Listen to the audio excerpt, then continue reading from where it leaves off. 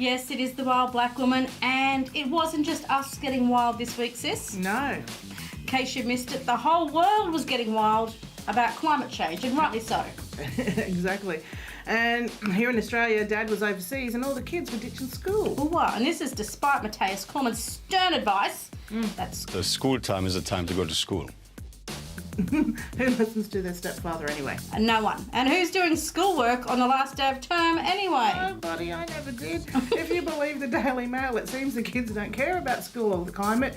In a crowd of 50,000 protesters, they stumbled across kids who were on scooters and declared school children admit they use protests as an excuse to skip class.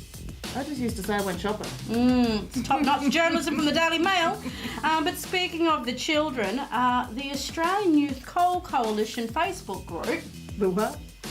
the Australian Youth Coal Coalition, Oh, the Australian Youth. Oh, Young Liberals. Oh. possibly. Turns out this group took to social media in the aftermath of the global climate strike, claiming that protesters had left a mess in Sydney's Hyde Park. No. Yeah, What happened? They posted a photo and everything, except it wasn't Hyde Park, at least not the Sydney one. And it turned out that climate change activists hadn't made that mess there either. You want to know who did it? Who? It was the aftermath of an annual gathering of marijuana enthusiasts. I knew that story smelled a bit funny, sis. Oh. There's a bunch of people who had the munchies. But look, the other really cool Facebook group that I discovered this week. What? You ready for it? Yeah. The Simpsons against the Liberals. I've got to join that. You do, you're missing out. I've long theorised that it doesn't matter what the scenario in life, there is always an appropriate Simpsons reference. But never in my wildest dreams had I entertained weaponising the Simpsons against the Liberals or even against climate change. It's awesome.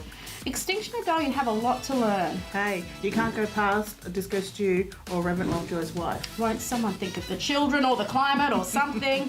And look, there were some really classic scenes that were brought to life in those banners on Friday. Hey. I mean, who could forget episode 9 from season 6? I didn't think it'd get a mention, but here we are indeed.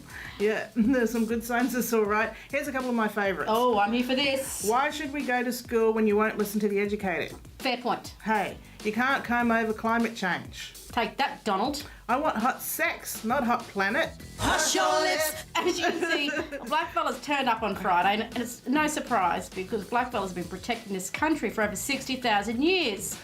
You're welcome.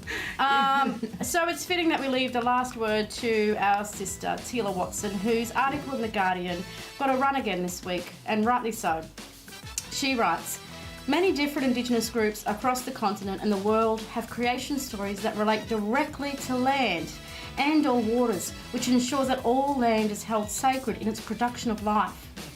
At the end of the day, if Australia wants to survive and combat global warming, First Nations sovereignty and governance is the best chance it has. As my Auntie Lila says, she writes, we need to make sure our future stretches as far ahead of us as our past does behind us. Absolutely. See you mob next week and hopefully in another 60,000 years. Sure of it.